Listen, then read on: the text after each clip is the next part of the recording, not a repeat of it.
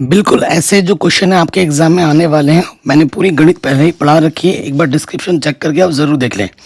ठीक है, पहला प्रश्न आपसे क्या बोल रहे हैं, कह रहे किन्हीं दो धनात्मक पूर्णांक ए और बी के लिए क्या होता है। आपको पता है दो संख्याओं का जो लौशा होता है, ठीक है, और गुणा जो मौशा होता है उनके गुणनफल के बराबर होता है।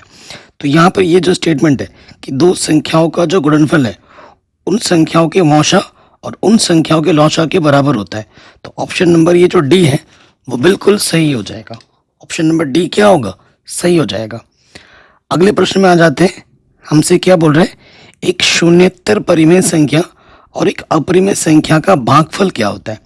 परिमेय संख्या जैसे आप सपोज कर लो 2 है और एक अपरिमेय संख्या ले ली मैंने √3। किसी भी परिमेय संख्या में अगर अपरिमेय संख्या से भाग दो, गुणा करो, जोड़, एक परिमेय होगा एक अपरिमेय होगा, चाहे वो जोड़ हो, घटाना हो, गुणा हो, भाग हो, हमेशा अपरिमेय रहेगा। हमेशा क्या रहेगा, अपरिमेय रहेगा। अगले प्रश्न में आ जाओ। ये m बराबर 5 दे रखा है और n बराबर ये बोला है, आपको ये बताना है कि ये क्या होगा। तो मैं आपको हल करके दिखाता हूँ। m की जगह पे क्या रखना है, 5 रखना है। ठीक है, 5 रखना है। और n क्या है, m+7। यहाँ पर रखोगे 5+7 यानी कि 12। 12 का वर्ग कर दो तो 5 बचे 25, 12 का वर्ग 144 और ये आ जाएगा 169। 169 का वर्गमूल कितना होता है, 13 होता है। तो हमें हमारा उत्तर मिलेगा option number C. Next question पे आ जाते हैं। कह रहे हैं किसी परिमेय संख्या के समतुल्य परिमेय संख्याएं होती हैं कितनी, 1, 2, 3 अपरिभाषित। तो आपका हो जाएगा, देखो एक परिमेय संख्या आपको दे रखा है, इसके समतुल्य अनंत परिमेय संख्याएं हो सकती हैं। ठीक है, अपरिभाषित लिख दोगे तो ये क्वेश्चन आपका आराम से बन जाएगा। आगे बढ़ते हैं अगले प्रश्न में। कह रहे हैं ये समीकरण है और ये समीकरण है, रैखिक समीकरण है। तो अगर तीनों अनुपात बराबर होते हैं तो क्या होता है, जब तीनों अनुपात आपस में बराबर होते हैं तो रेखाएं क्या होती है, समपाती होती हैं। रेखाएं क्या होती हैं, समपाती होती हैं। तो ये क्वेश्चन भी हो जाएगा। किसी संख्या का 1/3 21 के बराबर है। ठीक है, मान लेते हैं कोई संख्या x है, उसका जो 1/3 21 के बराबर है, तो वो संख्या क्या होगी, तिरछी गुणा हो जाएगी। 3 × 21 यानी 21 × 63 हो जाएगी। ऑप्शन नंबर सी सही हो जाएगा। कह रहे हैं यदि द्विघात समीकरण का एक मूल -2 है तो p का मान क्या होगा। जो मूल होता है वो समीकरण को क्या करता है, संतुष्ट करता है। तो जहां जहां x देख पा रहे हैं वहां वहां क्या रख दो, -2 रख दो। तो यहाँ पे भी -2 रख दिया, यहाँ पे x की जगह पे भी -2 रख दिया। ठीक है, तो -2 का वर्ग 4, 2 दूनी 4, प्लस इंटू माइनस माइनस, और माइनस का p इधर आ गया, प्लस का p हो गया। 4 में से 4 घटाओगे 0, तो p का मान क्या आ जाएगा, 0। ऑप्शन नंबर जो पहला वाला है वो बिल्कुल सही हो जाएगा। आगे बढ़ते हैं अगले प्रश्न में। कह रहे हैं दो त्रिभुज के क्षेत्रफल का अनुपात उनके संगत भुजाओं के अनुपात के वर्ग के बराबर हो तो त्रिभुज कैसी होती है। तो त्रिभुज होती है फिर समरूप, प्रमेय 6.6 के अनुसार। कह रहे हैं एक्स अक्ष पर वह स्थित एक बिंदु इस बिंदु और इस बिंदु से समदूरस्थ है, तो निर्देशांक क्या होंगे। देखो एक्स अक्ष के लिए y निर्देशांक 0 होता है। ठीक है, पहला ऑप्शन में 0 है, ये नहीं होगा। ठीक है, इस y में 0 होना चाहिए, ये भी नहीं होगा। या तो पहला ऑप्शन होगा या फिर सी ऑप्शन होगा। तो अगर ये ए बिंदु है, अगर ऑप्शन से ही आंसर निकालना चाहें तो देखो इसकी बीच की दूरी और इसकी बीच की दूरी समान होनी चाहिए। तो मैं पहले ए सी निकाल लेता हूँ। ठीक है, ऑप्शन से ही आंसर निकाल रहे हैं हम। x1 - x2 का वर्ग, y1 - y2 का वर्ग। ठीक है, 2 में से 7 घटाएंगे कितना आ जाएगा, -5। और यहाँ पर भी कितना है, -5। तो -5 का वर्ग होता है 25, -5 का वर्ग होता है 25, माइनस का वर्ग करने पे प्लस हो जाता है, तो ये है 50।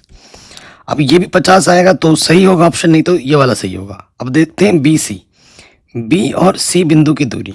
ये सी ऑप्शन है तो इसको सी बिंदु ही बोल दिया।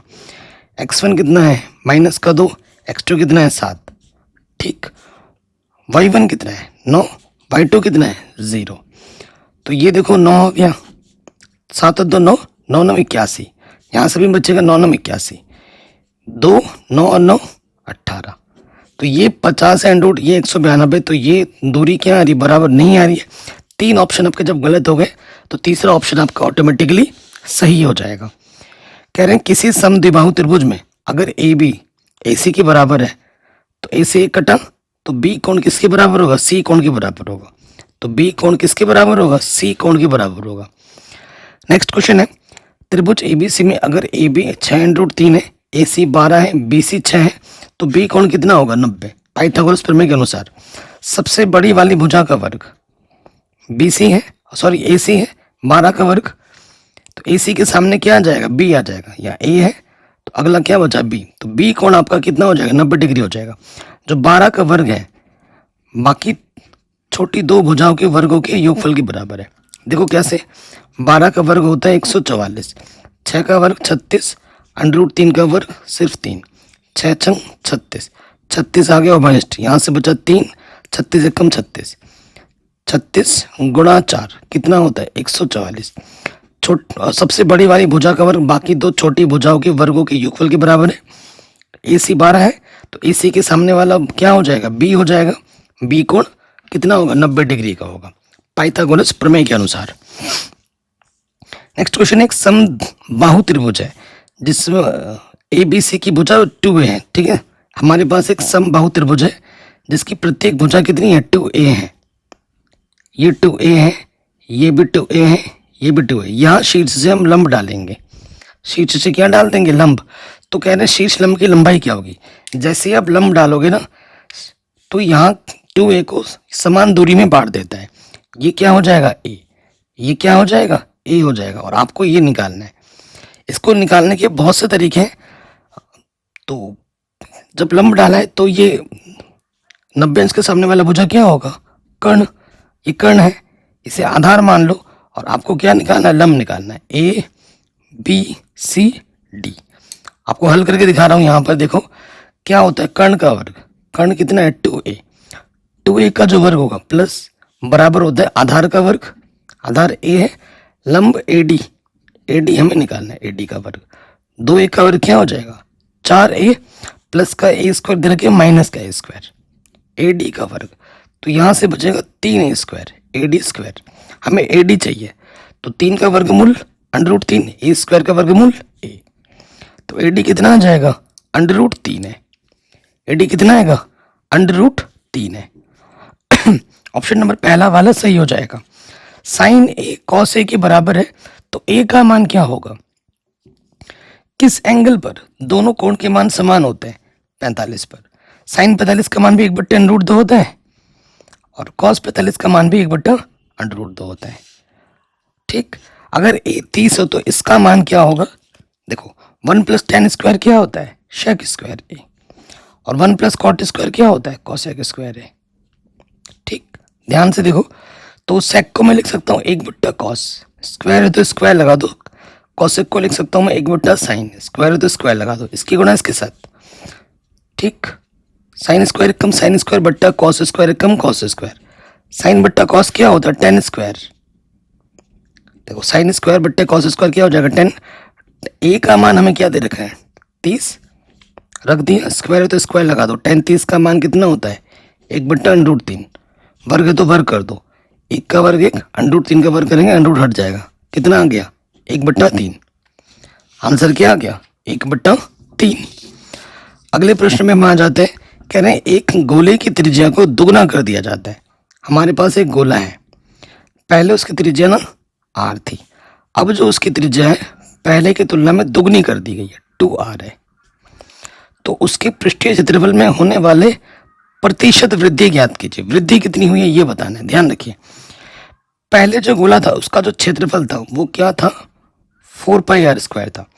अब इसका जो नया क्षेत्रफल होगा वो क्या होगा, 4π, r की जगह पे क्या है 2r है, 4πr²। तो ये हो जाएगा 4π 2 दूनी 4r², 4 चक्कू 16πr², 16πr²।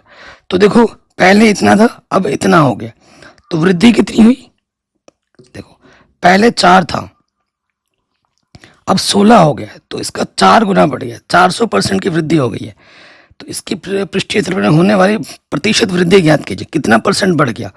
अगर ऐसे देखना चाहोगे तो कैसे निकालेंगे, वृद्धि कितनी हुई है, इतना था, इतना बड़ा है, मतलब इतना हुआ है, पहले इतना था 4 पाई आर स्क्वायर, तो यानी कि 12 पाई आर स्क्वायर बढ़ गया है। अब वृद्धि परसेंट निकालना है तो वृद्धि, ठीक है, वृद्धि कितना हुई, गुणे में 100 बट्टे पहले जितना था उससे भाग देना होता है, 4 pi r square. Pi r square से पाई स्क्वायर कट गया और 4 तिया 12, कितना बड़ा है, तो ये आ जाएगा 300% बड़ा है। कितना परसेंट बड़ा है, 300% बड़ा है। अगर बढ़ाई की बात करें तो 300% बढ़ गया है। ठीक, अगले प्रश्न पे आ जाओ। दो वृत्तों के व्यास का अनुपात इतना है, तो परिधियों का अनुपात क्या होगा। देखो दो वृत्त हैं, मैं आपको चित्र बना के समझाता हूँ। एक वृत्त ये है, दूसरा वृत्त ये है, ठीक है।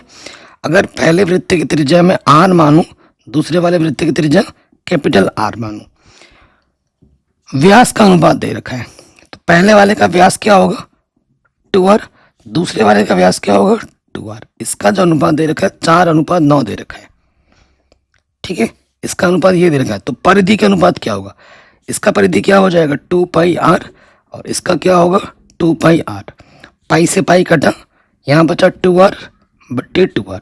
2r बट्टे 2r का मान क्या है 4/9 और बट्टे का मतलब क्या होता है अनुपात, तो आंसर आ जाएगा 4:9।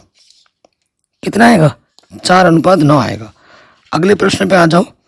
हमसे क्या बोला, निम्नलिखित सारणी का माध्य ज्ञात कीजिए, ठीक है। माध्य ज्ञात करना है तो प्रॉपर हल करना पड़ेगा। यहाँ लिखेंगे वर्ग अंतराल, क्योंकि ऑब्जेक्टिव का प्रश्न है। फिर यहाँ लिखेंगे हम बारंबारता, फिर यहाँ लिखेंगे वर्ग चिन्ह, और छोटा छोटा है तो यहाँ पे आ जाएगा fx। प्रत्यक्ष विधि हम लगा देंगे। वर्ग अंतराल हमें जो दे रखा है वो है 0 से 2, फिर है 2 से 4, 4 से 6, 6 से 8 और 8 से है 10। 8 से क्या है 10 है। कोई दिक्कत नहीं होगी। यहाँ पर हम लिख देंगे कुल, यहाँ पर क्या लिख दोगे कुल।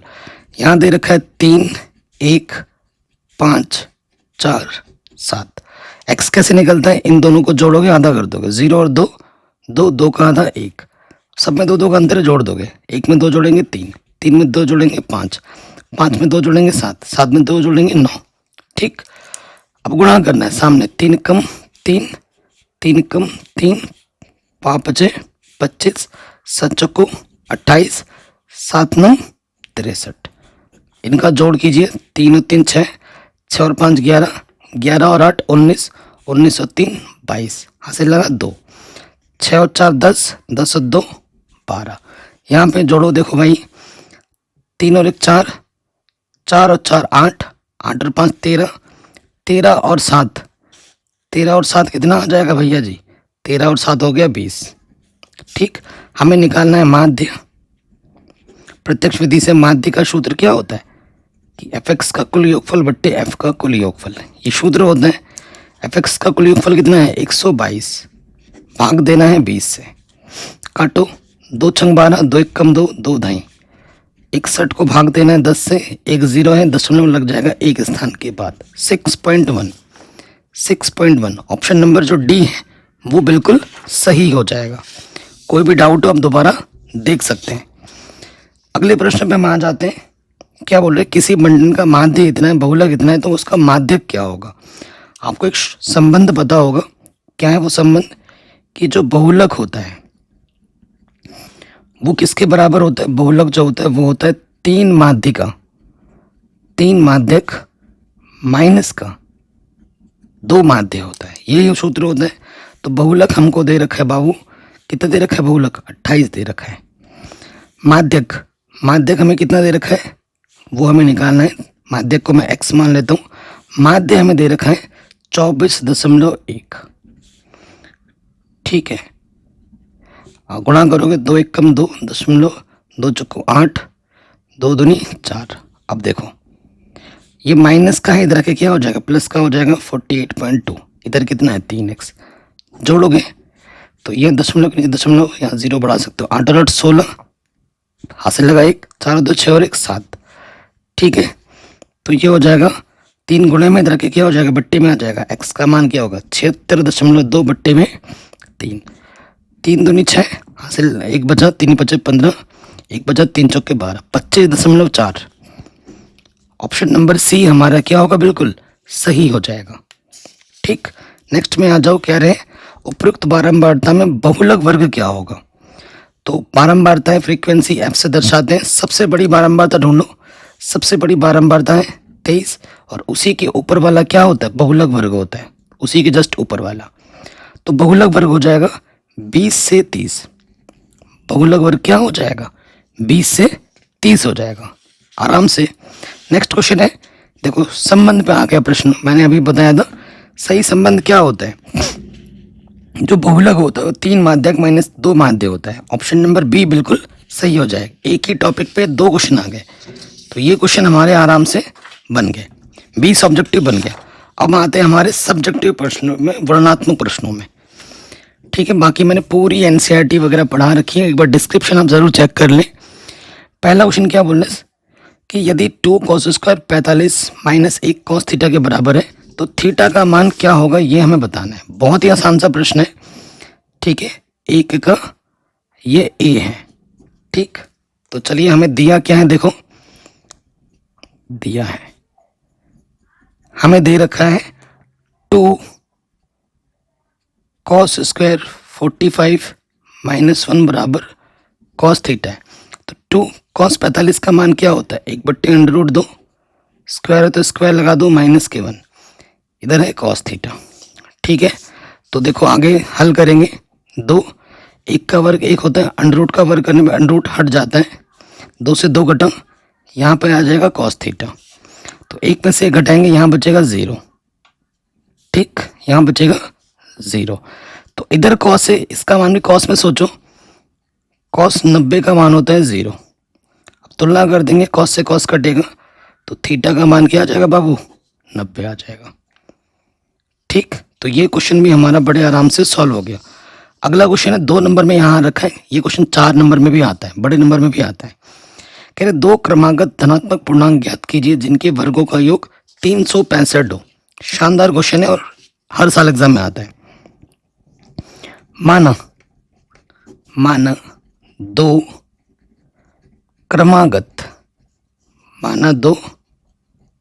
क्रमागत संख्या, अगर पहली x है तो अगली वाली क्या होगी, x+1 होगी, यही तो होगी। फिर हम आ जाते हैं प्रश्नानुसार। ठीक, प्रश्न में हमें क्या बोला गया है, प्रश्न में हमें यह बोला गया है कि इन संख्याओं को अगर हम वर्ग करके जोड़ते हैं तो 365 आता है। ठीक है, इन संख्या का वर्ग करके अगर आप जोड़ोगे तो कितना आता है, 365 आता है। तो यहाँ से देखो एक्स स्क्वायर है, यहाँ खोल दोगे सूत्र लगाकर, ए का वर्ग प्लस बी का वर्ग 2ab, इधर कितना है 365। एक्स स्क्वायर क्या हो जाएगा, 2x स्क्वायर, 1 का वर्ग 1, ये हो जाएगा 2 1 कम 2 x, प्लस का 365 इधर के क्या हो जाएगा, माइनस के 365। ठीक, तो अब देखो 2x स्क्वायर प्लस का यहाँ पर 2x है, 364 में से 365 में से घटा दोगे तो माइनस के 364 बचेगा। ठीक, तो देखो अब हमें क्या करेंगे, 2 भनिश ले लेंगे, 2 1 कम 2, 2 1 कम 2, 2 1 कम 2, 2 8 16, 2 दूनी 4, ये 2 गुणे में इधर के बट्टे में आ जाएगा, 0 के बट्टे में कुछ भी हो 0 हो जाता है। ठीक है, ये 2 गुणे में था, इधर के बट्टे में आ गया, तो यहाँ से आ गया x square plus x minus के 182 बराबर 0। तो ये हमको क्या मिल गया, द्विघात समीकरण मिल गया। अब हमें क्या करना है, इसको बस हल कर लेना है, हमें हमारा उत्तर मिल जाएगा। देखो इसका गुणज कुछ नहीं, देख हमें क्या करना होता है, इसकी गुणा इसके साथ करनी होती है।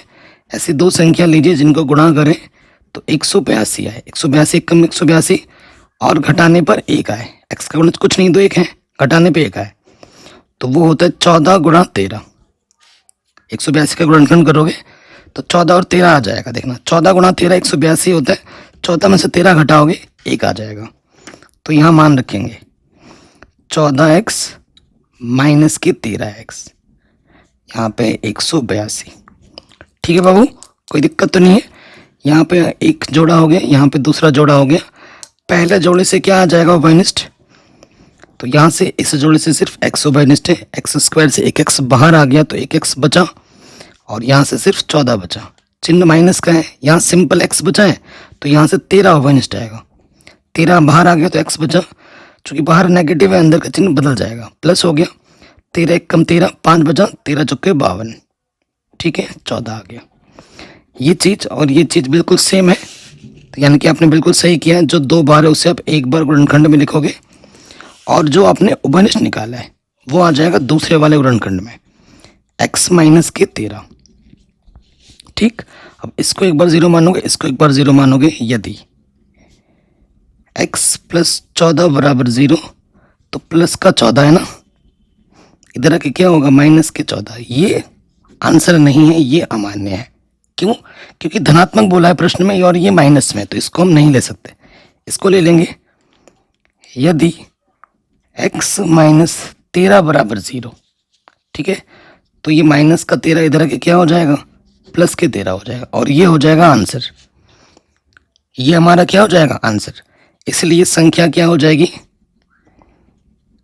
संख्या है, एक x था दूसरा x प्लस 1 था, x हमें 13 मिला है, तो अगली संख्या क्या होगी 13 प्लस 1, यानी कि जो क्रमागत संख्या होगी वो होगी 13 और 14। ठीक, ये क्वेश्चन बड़े नंबर में आता है। कभी कभी ना एग्जामिनर भांग पी के क्वेश्चन सेट करता है तो 2 नंबर में भी दे सकता है, ठीक है, दे भी देता है। कई बार ऐसा होता है बड़े बड़े प्रश्न 2-2 नंबर में दे देता है, ठीक है, ऐसा मैंने 12th वालों में भी देखा है। अगले प्रश्न में आ जाते हैं सी नंबर में। कह रहे बिंदु x, y बिंदु इतने और इतने से समदूरस्थ हो तो x और y में संबंध ज्ञात कीजिए। देखिए हमारे पास एक रेखाखंड है, ठीक है, हमारे पास क्या है बाबू, एक रेखाखंड है। एक बिंदु है 3,6, जिसे मैं a नाम दे देता हूँ। एक बिंदु b है जो कि है -3,4, और बीचों बीच एक बिंदु है p जिसके निर्देशांक है x, y, समदूरस्थ है, समान दूरी पर इनसे, ठीक है। हमें दिया क्या है, तो यहां लिखेंगे दिया है, क्या दिया है बाबू, AP, A और P के बीच की दूरी, P और B के बीच की दूरी क्या दे रखी है, समान दे रखी है। AP यानी कि x1, ये x1 हो जाएगा, ये x2 हो जाएगा, x1 माइनस x2 का वर्ग, ये y1 हो जाएगा और ये y2 हो जाएगा। सूत्र में रख दिया। अब आ जाओगे P1 में, P में, तो ये वाला हो जाएगा x1 और ये वाला हो जाएगा x2, तो माइनस माइनस हो जाएगा प्लस। फिर आ जाओगे y1 माइनस y2 का वर्ग। सूत्र तो पता ही होगा ना आपको, सूत्र लगाने से पहले इधर अंडररूट है, इधर भी अंडररूट है, अंडररूट को हटाने के लिए दोनों तरफ क्या करना पड़ेगा, वर्ग करना पड़ेगा। तो यहाँ लिख देंगे वर्ग करने पर, वर्ग कर दो। जैसे ही वर्ग करेंगे अंडररूट हट जाएगा, तो ये हो जाएगा 3 माइनस x का वर्ग, 6 माइनस y का वर्ग, यहाँ बचेगा x प्लस 3 का वर्ग, और यहाँ बचेगा y माइनस 4 का वर्ग। ठीक है, कोई दिक्कत नहीं है।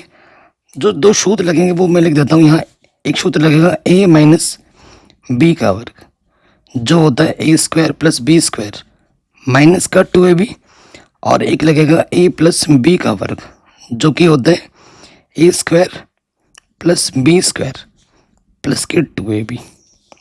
ठीक, तो ये 2 सूत्र लगेंगे, यहाँ लगा देते हैं। ये हो जाएगा a का वर्ग प्लस b का वर्ग माइनस का 2ab। फिर यहाँ पे आ जाओ, a का वर्ग प्लस b का वर्ग माइनस का 2ab, सूत्र में रख दिया। फिर इसमें आ जाओ, a का वर्ग प्लस b का वर्ग प्लस का 2ab। फिर इसमें आ जाओ, a का वर्ग प्लस b का वर्ग माइनस का 2ab, सूत्र में रख दिया। बराबर के दोनों तरफ सेम टू सेम चीज़ें रहने पे कट जाता है। जैसे एक्स स्क्वायर से एक्स स्क्वायर कटा, 3 स्क्वायर से 3 स्क्वायर कटा, वाई स्क्वायर से वाई स्क्वायर कटा, और कुछ पद कट रहा है नहीं। तो यहाँ से आ गया 2 3 6x, 6 6 36, और यहाँ से आ जाएगा 6 दूनी 12 वाई। यहाँ से 2 3 6x, 4 चक्कू 16, और 4 दूनी 8 वाई। सबको उठा के एक तरफ लेके आओ। देखो यही तो ऑलरेडी है ही है।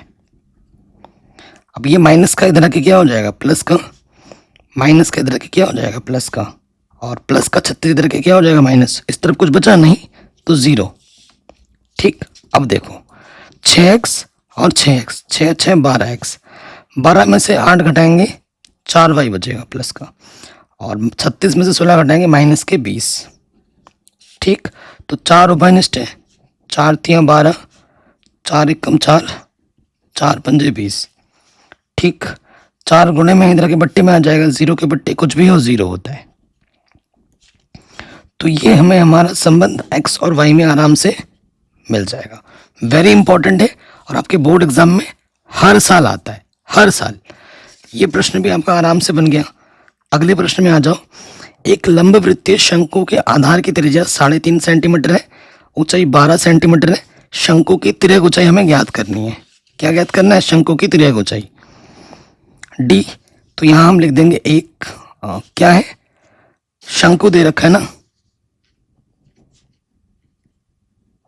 एक शंकु है हमारे पास, तो शंकु में बना लेता हूँ। चित्र अगर बन रहा है तो बना दो, एग्जामिनर पर इंप्रेशन अच्छा पड़ता है, प्रेजेंटेशन निखर के आती है।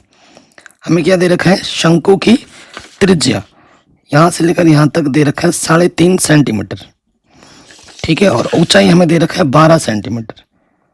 ऊंचाई हमको क्या दे रखी है बाबू, 12 सेंटीमीटर। तो शंकु की तिर्यक ऊंचाई हमें ज्ञात करनी है, तो यहाँ लिखेंगे दिया है। ठीक है, क्योंकि वर्णनात्मक प्रश्न है, पूरा लिखना पड़ेगा। दिया क्या है, शंकु की ऊंचाई h बराबर क्या दे रखा है, 12 सेंटीमीटर, और फिर हमारे पास त्रिज्या शंकु की r क्या दे रखा है, 3.5। देखो दशमलव है यहाँ पर, इसको ढंग से लिख सकते हैं। दशमलव हटाओगे नीचे एक आ जाएगा, एक स्थान 0 बढ़ जाएगा। 5 दूनी 10, 5 सत्ते 35। ये हमें मिल जाएगा 7/2। हमें निकालनी है तिर्यक ऊंचाई, चूंकि तिर्यक ऊंचाई L बराबर क्या होता है, अंडर रूट के अंदर h² प्लस r², यही तो होता है। तो यहाँ पे आ जाएगा h का मान कितना है, 12 है, 12 का वर्ग, और r कितना है, 7/2 का वर्ग। तो 12 का वर्ग हो जाएगा 144, 7 का वर्ग हो जाएगा 49/4। इसके बट्टे में कुछ नहीं तो एक लॉस अपन नीचे नीचे गुणा कर लोगे, इसकी गुणा इसके साथ 144 गुणा 4 576, 49 एकम 49। तो ऊपर जोड़ोगे तो आ जाएगा 625, नीचे है 4, 625 का वर्गमूल 25, 4 का वर्गमूल 2। यहाँ से काटोगे 2 एकम 2, 2 दूनी 4, तो आंसर आ जाएगा 12.5। कितना आ जाएगा, 12.5। अगले प्रश्न पे हम आ जाते हैं। हमसे क्या बोल रहे हैं, इसकी और इसके बीच की दूरी ज्ञात कीजिए। बहुत ही आसान सा प्रश्न है। ठीक है, हमें 2 बिंदु दे रखे हैं, ये ए बिंदु है, ये बी बिंदु है। ए हमें जो दे रखा है वो दे रखा है a, b, बी दे रखा है -a, माइनस का b। ठीक है, हमें a और b के बीच की क्या निकालनी है, दूरी निकालनी है। सूत्र तो हमें पता ही है, क्या होता है, x1 माइनस x2 का वर्ग, y1 माइनस y2 का वर्ग होता है। तो ये बाबू x1 है, ये आपका y1 है, ये आपका x2 है, और ये आपका y2 है। सूत्र में रख दीजिए, x1 क्या है a, x2 है माइनस, तो माइनस माइनस क्या होता है बाबू, प्लस हो जाता है। y1 कितना है b, y2 क्या है माइनस के b, तो माइनस माइनस क्या हो जाता है, प्लस हो जाता है। a और a क्या हो जाएगा, 2a वर्ग, b और b क्या हो जाएगा, 2b वर्ग। हल करो, 2 का वर्ग क्या होता है, 4, 2 का वर्ग क्या होता है, 4, b का वर्ग b²। 4 अंदर आना उभयनिष्ठ, 4 एकम 4, 4 एकम 4, 4 बाहर आके क्या हो जाएगा, 4 का वर्गमूल 2। ये जोड़ घटाने में तो ये बाहर नहीं आ सकता, इसको यहीं पर रहेंगे, इतना मात्रक। ये हमें हमारा क्या मिल जाएगा, उत्तर। कोई भी डाउट हो आप एक बार दोबारा देख सकते हैं। अगले प्रश्न पे आ जाओ। कह रहे हैं इस सारणी से माध्य हमें ज्ञात करना है। ठीक है, चलिए माध्य निकालते हैं। F नंबर पे आ जाओ। तो यहाँ हम लिख देंगे वर्ग अंतराल, यहाँ आ जाएगा आपका बारंबारता, यहाँ आ जाएगा आपका x। और फिर देखते हैं और क्या हमें चाहिए होता है। यहाँ लिख भी दो, यहाँ लिखते हैं वर्ग अंतराल, बारंबारता, वर्ग चिन्ह। वर्ग अंतराल हमें दे रखा है 0 से 10, 10 से 20, 20 से 30, 30 से 40 और 40 से क्या है 50 है। ठीक, एफ हमें क्या दे रखा है, उसी के साथ साथ एफ हमें दे रखा है 3, 10, 11, 9, 7। ठीक है, ये चीज़ हमको दे रखी है। एक्स हमें क्या दे रखा है, एक्स कैसे निकालते हैं, दोनों को जोड़ो और आधा कर दो। 0 10, 10 का आधा कितना होता है 5। सब में 10 10 का अंतर है, 10 10 जोड़ते जाओ। ये हो जाएगा 15, ये हो जाएगा 25, 35, 45। ठीक है, 2 नंबर का प्रश्न है। सबसे आसान विधि लगाते हैं एफ एक्स, प्रत्यक्ष विधि लगाएंगे। गुणा कर दो, 5 3 15, 15 धाई 150, 25 से कम 25, हासिल लगा 2, 25 से कम 25 और 2 27, 9 पंजे 45, हासिल लगा 4, 9 3 27 और 4 31, 7 पंजे 35, हासिल लगा 3, 7 चौको 28 और 3 31, 9 पंजे 45, हासिल लगा 4, 9 3 27, 27 और 4 31। ठीक है, अब हम जोड़ लेंगे। 20 आ जाएगा, हासिल लगा 2, 1 और 5 6, 6 और 7 13। ठीक है, 13 14 15, 15 और 2 17, हासिल लगा 1। तो यह हो गया 1 2 3, 3 6 3 9, हासिल लिखता 10 हो गया। अब यहाँ पे आ जाओ, कितना है ये 11 और 11 और 9, ये हो जाएगा 20, ये हो जाएगा 30 और ये हो जाएगा 40। ठीक, हमें निकालना है माध्य। माध्य निकालने की कौन सी विधि हम लगा रहे हैं, प्रत्यक्ष विधि लगा रहे हैं। या विधि भी लिख देते हैं हम यहाँ पर, प्रत्यक्ष विधि। तो इसका जो सूत्र होता है वो होता है एफ एक्स का कुल योगफल बट्टे में एफ का कुल योगफल। ठीक, तो एफ एक्स हमें क्या मिला है 1070, नीचे क्या है ये भाग दे दो, 4 से भाग देना है हमें एक, इसमें 4 दूनी 8, घटाएंगे तो 2 बचेगा, 7 आ गया। 7 28 ज़्यादा हो जाता है, 4 छंग 24, 4 छंग 24 कितना बचा 3 बचा, तो दशमलव लगाएंगे 0 आ जाएगा। 7 28, 2 बचेगा 0 लगाओ, 4 पंजे 20। तो आंसर क्या आ जाएगा माध्य, ये आ जाएगा 26.75। कोई भी डाउट हो आप एक बार दोबारा देख सकते हैं। तो ये प्रश्न भी हमारा बड़े आराम से सॉल्व हो गया, कहीं पे कोई डाउट कोई दिक्कत है ही नहीं। अगले प्रश्न पे हम आ जाते हैं। अब हम आते हैं अगले प्रश्न पे, 4 नंबर वाले प्रश्न है।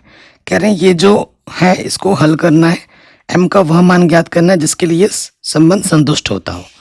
ठीक है, एनसीईआरटी का प्रश्न और एग्जाम में बार बार आता है। चलिए सॉल्व करते हैं। दूसरे का बी, आप कहोगे सर ए कहाँ गया, तो एक जो क्वेश्चन था वो सिलेबस से बाहर था, आउट ऑफ सिलेबस है, तो उसको मैंने हटा दिया है। ठीक, तो हमें जो दिया है,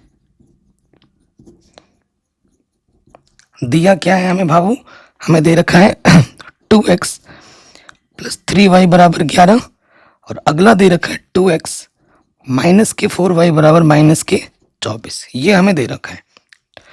तो m का वो मान ज्ञात करना है, तो यहाँ पर रखने पर ही हमें मिलेगा। उसके लिए मुझे x का मान भी चाहिए और y का मान भी चाहिए। x y इन दोनों समीकरणों को जब हम हल करेंगे तभी तो मिलेगा ना। तो हल कर लेते हैं। गुणज समान है x के, तो x का गुणज समान है और उसके साथ चिन्ह भी देखो समान है। जब चिन्ह समान होता है तो हम क्या करते हैं, घटाते हैं, और घटाने पे क्या होता है बाबू, चिन्ह बदलता है। जोड़ने पे चिन्ह नहीं बदलता। प्लस का हो जाएगा माइनस, माइनस का हो जाएगा प्लस, माइनस का हो जाएगा प्लस। घटाओ, कटा 4y और 3y कितना हो जाता है 7y, और इधर कितना हो गया 35।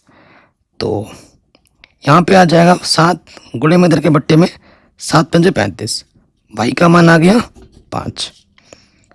चूंकि 2x प्लस 3y बराबर 11 है, पहले समीकरण में यहाँ पर मान रख देंगे। तो 2x, y का मान है 5, 3 ही बचे 15। तो अब क्या हो जाएगा, प्लस का 15 इधर के हो जाएगा माइनस का 15, तो यहाँ से बचेगा माइनस के 4, 2 दूनी 4, एक्स का मान कितना आ गया माइनस के 2। उसके बाद प्रश्न में क्या दे रखा है, यहाँ लिखेंगे प्रश्नानुसार। प्रश्न में हमें दे रखा है y बराबर एम एक्स प्लस 3 है, ये तो दे रखा है y बराबर एम एक्स प्लस 3 दे रखा है। ठीक है, अब हम x का y का मान रखेंगे। यहाँ पर y का मान है 5, x का मान है माइनस का 2 और ये है प्लस का 3। संख्या को एक तरफ लेते हैं, प्लस का 3 इधर के माइनस का 3, यहाँ पर है माइनस का 2m। घटाएंगे, यहाँ से आ जाएगा 2, माइनस 2 गुणे में इधर के बट्टे में आ गया, 2 एक कम 2, m का मान क्या आ गया माइनस का 1। वेरी इंपॉर्टेंट है और एग्जाम में बार बार आ जाता है। ठीक है, एग्जाम में बार बार आता है। अगला जो क्वेश्चन है ये बहुत इंपॉर्टेंट है, इसको मैंने अलग से, इतना इंपॉर्टेंट है कि मैंने इसको अलग ही सॉल्व करा दिया है। कह रहे हैं यदि कोई रेखा त्रिभुज एबीसी की भुजा AB और AC को D और E पर प्रतिच्छेद करता है तो BC के समांतर होती है, तो ये चीज होगी AD बट्टे AB बराबर होगा AE बट्टा AC। ठीक है, ये चीज है। सो देखिए सिंपल सा क्वेश्चन है, तो इसके लिए क्या करना होगा, थेल्स प्रमेय पर आधारित प्रश्न है। हमारे पास एक त्रिभुज है, ध्यान से देखना, हमारे पास क्या है, एक त्रिभुज है ABC है, ABC, BC के समांतर एक बिंदु गई है DE, AB और इसी को विभाजित करती है D और E पॉइंट पर। हमें दिया क्या है, अच्छा दिया है, क्या दिया है कि ये जो भुजा है DE समांतर है BC के, DE समांतर है BC के, और सिद्ध करना है हमें, सिद्ध करना है, क्या सिद्ध करना है हमें प्रश्न में, AD बट्टे AB किसके बराबर है, AE बट्टे AC, AE बट्टे AC। ये चीज हमको क्या करनी है बाबू, सिद्ध करनी है। तो बहुत ही आसान है, देखो सबसे पहले आ जाओ, चूंकि हमारे पास क्या है कि DE समांतर है BC के, DE समांतर है BC के, तो यहाँ लिखेंगे प्रमेय 6.1 से या फिर थेल्स के प्रमेय अनुसार। थेल्स प्रमेय से हम क्या जानते हैं, AD बट्टा जो DB होता है, AD बट्टा DB होता है, वो किसके बराबर होता है, AE बट्टा EC के होता है। ठीक, अब अगले स्टेप में क्या करना है, हमें इसको व्युत्क्रम ले लेना है, पलट देना है। DB ऊपर आ जाएगा, AD नीचे, EC ऊपर आ जाएगा, AE नीचे। फिर क्या करना है, दोनों तरफ एक एक जोड़ देना है, दोनों तरफ एक जोड़ना है, इधर भी एक जोड़ना है। जो काम कर रहे हैं हम दोनों तरफ कर रहे हैं ना, तो संख्या पे कोई प्रभाव थोड़ी ना पड़ेगा। अब ले लेंगे लॉसअप, इसके बट्टे में AD है, DB, AD एक कम AD, इसके बट्टे में AE है, यहाँ से EC, AE एक कम AE। अब प्रश्न चित्र में देखो, तुम प्रश्न में देखो, DB plus AD, DB plus AD किसके बराबर है, AB के, AB बट्टे में क्या है AD। EC plus AE, EC plus AE किसके बराबर है, AC के। ठीक, ये चीज है। अगर आप हम इसे पलट दें, पलट दो, लास्ट में यहाँ पे पलटा था, लास्ट में फिर से पलट देना है। पलटने पर AD बट्टा AB ये हो जाएगा AE बट्टा AC। यही आपको सिद्ध करना था, ये देखो, हेंस प्रूव्ड। बन गया आराम से, कोई भी डाउट, कोई भी दिक्कत नहीं होगी। ये प्रश्न भी आपका इजीली सॉल्व हो गया। अब आते हैं अगले प्रश्न में। प्रश्न क्या बोल रहे हैं कि एक भिन्न 1/3 हो जाती है जब उसके अंश से 1 घटाया जाता है, उसके अंश से घटाया देते हैं तब 1/3 होता है। 1/4 हो जाती है जब उसके हर में 8 जोड़ देते हैं, तो वो भिन्न क्या होगी, ये हमें बताना है। डी ऑप्शन है। तो मान लेते हैं, माना वह भिन्न कितना है, x/y है। माना वो भिन्न क्या है, x/y है। ऊपर वाला क्या होगा, अंश होता है, नीचे वाला क्या होता है, हर होता है। तो आ जाते हैं प्रथम शर्त में। प्रथम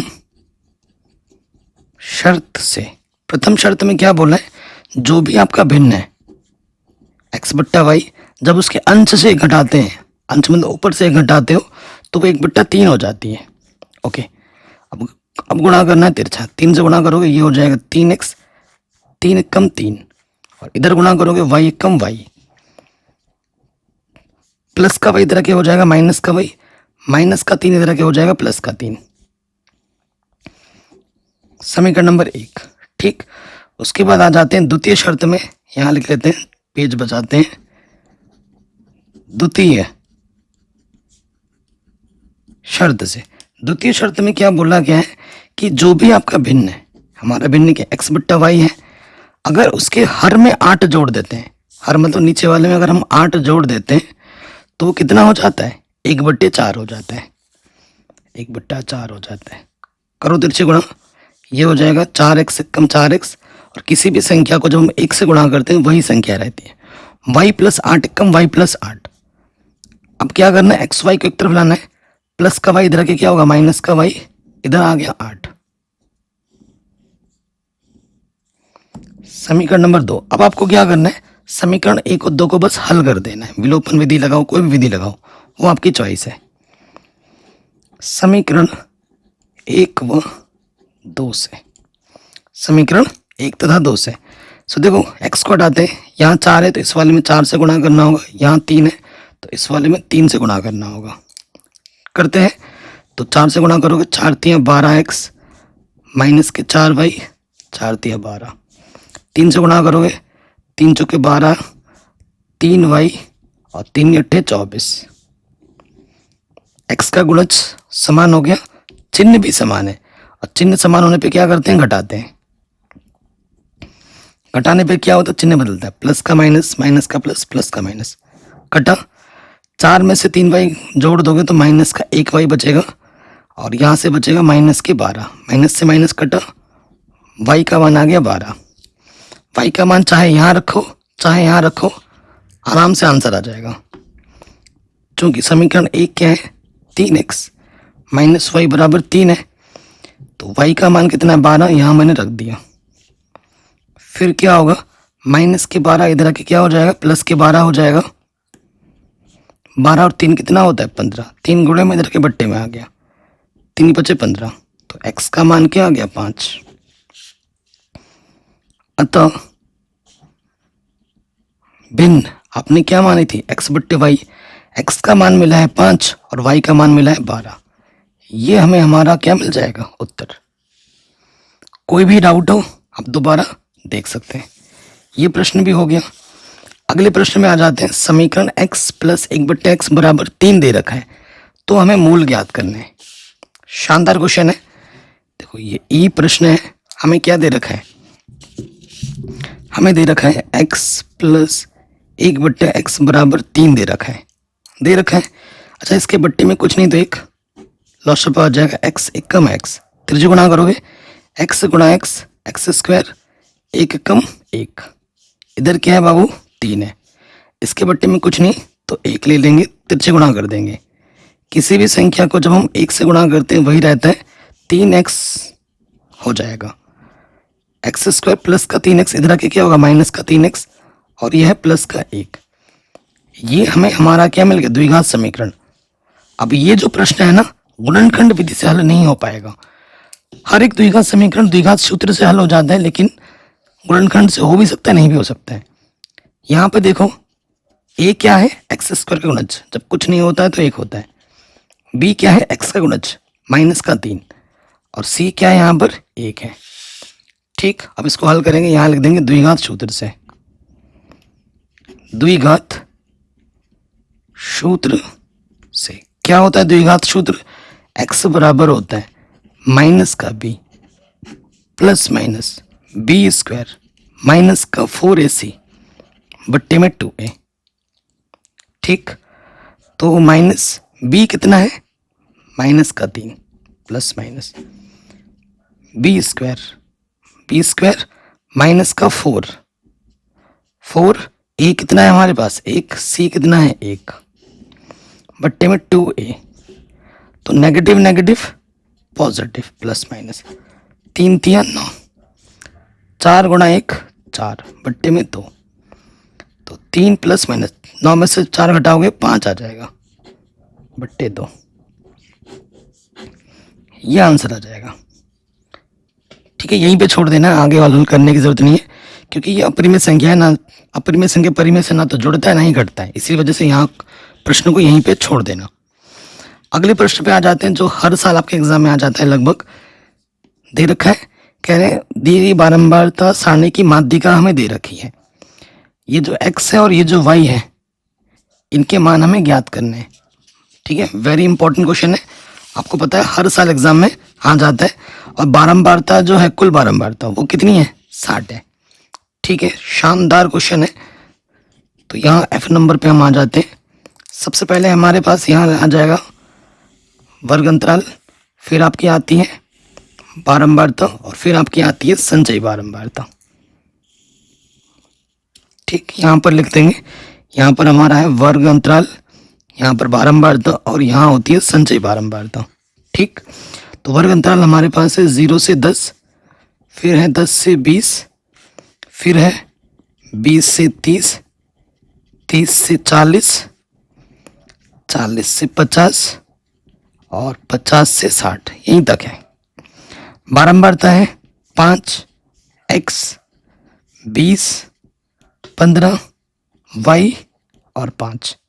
संचयी बारंबारता कैसे निकालते हैं, पहला वाला वैसा का वैसा रख देते हैं 5, अब नीचे वाला जोड़ते हैं, 5 में x जोड़ोगे तो ये क्या हो जाएगा 5 प्लस x, संख्या में संख्या जुड़ती है, 5 में 20 जोड़ोगे तो ये हो जाएगा 25 प्लस का x, 25 में 15 जोड़ोगे तो ये हो जाएगा 40 प्लस x, 40 प्लस x में y जोड़ोगे तो ये हो जाएगा 40 प्लस x प्लस y, 40 में 5 जोड़ोगे तो ये हो जाएगा 45 प्लस x प्लस y। ठीक है, ये चीज हो गई, कोई दिक्कत नहीं होगी।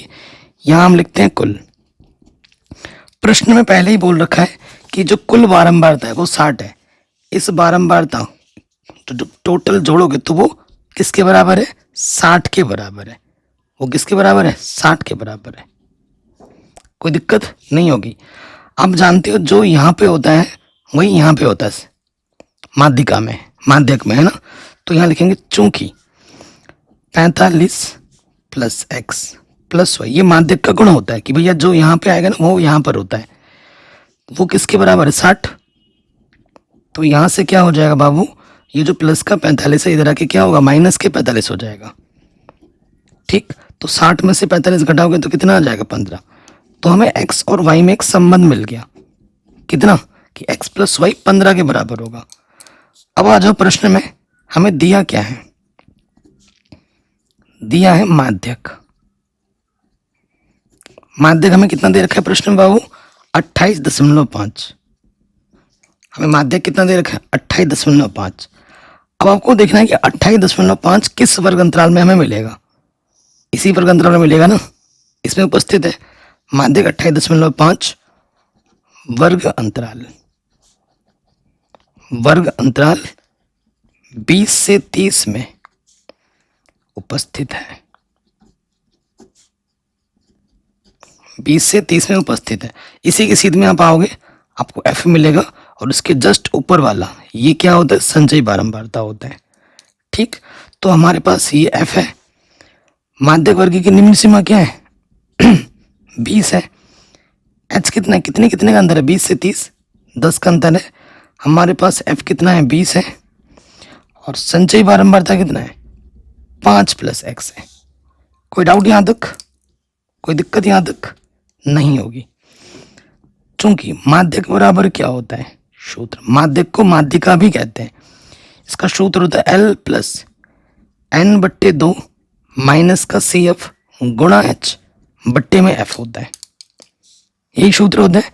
माध्यक हमें दे रखा है प्रश्न में 28.5, L हमारे पास है 20, n/2 60/2, संचयी बारंबारता कितना है 5 प्लस x और h हमारे पास है 10, f हमारे पास है 20, 10 दूनी 20, ये हो जाएगा 30 और प्लस का 20 इधर के क्या हो जाएगा माइनस का 20, 28.5 माइनस का 20, यहाँ से बचा 30, अच्छा ये बराबर, यहाँ से बचा 30, माइनस अंदर गुणा कर दोगे, माइनस के 5 माइनस के x, और बट्टे में कितना है 2। 28.5 में से 20 घटाओगे 8.5 बट्टे बचेगा, बट्टे का 2 इधर आके गुणे में आ जाएगा। 30 में से 5 घटाओगे 25 बचेगा, 25 माइनस 8, 8.5 दूनी 17, कितना होता है 17, 8.5 का डबल 17, 2 से गुणा कर दोगे 17.0 आ जाएगा। तो x को एक तरफ ले आओ, माइनस का x इधर आके प्लस का x, प्लस का 17 इधर आके माइनस का 17, तो x का मान कितना आ गया 8, x का मान आ गया 8, x का मान उठाकर यहाँ रख दो, आपको y का मान मिल जाएगा। x का मान क्या है 8 प्लस y, तो प्लस का 8 इधर आके क्या हो जाएगा माइनस के 8, तो y का मान क्या आ जाएगा 7। तो ये हमें हमारा क्या मिल गया उत्तर, बड़े आराम से। नेक्स्ट क्वेश्चन पे आ जाते हैं। एनसीईआरटी का प्रश्न है, हर साल एग्जाम में आ जाता है। 2 घनों जिनमें से प्रत्येक का आयतन 64 सेंटीमीटर क्यूब है, संलग्न फलकों को मिलाकर एक ठोस बनाया जाता है, प्रत्येक घनाभ का पृष्ठफल ज्ञात कीजिए। हमारे पास 2 ठोस घन है जिनको मिलाकर एक घन बनाया जाता है। एक क्या बनाया जाता है बाबू, घना बनाया जाता है, सॉरी। एनसीईआरटी का प्रश्न है, एनसीईआरटी मैंने पूरी पढ़ा रखी है, लिंक्स मिल जाएगी डिस्क्रिप्शन में।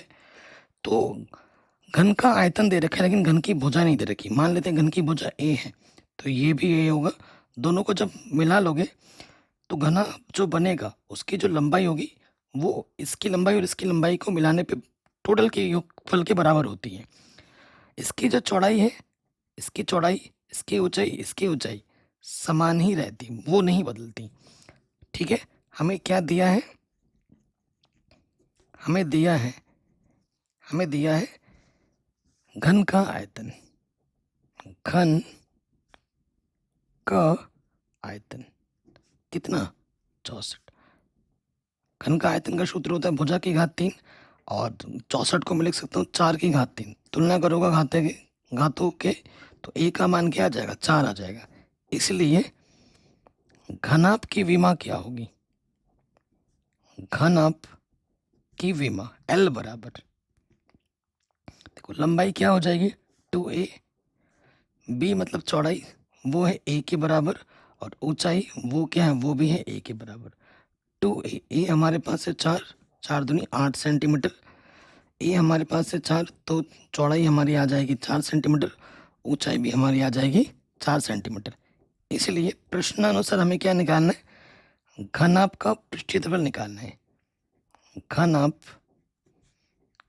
का पृष्ठीय क्षेत्रफल, उसका सूत्र क्या होता है 2LB plus BH plus HL, ये होता है। ठीक है, तो 2 लंबाई का मान कितना है 8, चौड़ाई का मान कितना है 4, 4 ऊंचाई का मान भी है 4, और L का मान कितना है 8। 4 8 32, 4 8 32, तो और 4 चक्कू 16, 32 32, 64 64 और 16 कितना होता है 80, 8 दूनी 16, ये हो जाएगा 180 centimetre square, sorry 160 centimetre square. ये हमें हमारा उत्तर मिल जाएगा। और ये क्वेश्चन हर साल एग्जाम में आता है, कभी 2 नंबर में आता है, कभी 4 नंबर में आता है, कभी 6 नंबर में आता है, लेकिन आता ज़रूर है। अगले प्रश्न पे आ जाते हैं, वेरी इंपॉर्टेंट क्वेश्चन है, चैप्टर नंबर 9 पर आधारित प्रश्न। एक आपको करना ही करना है, एग्जाम में ज़रूर आएगा, आपको पता है। कह रहे भूमि पर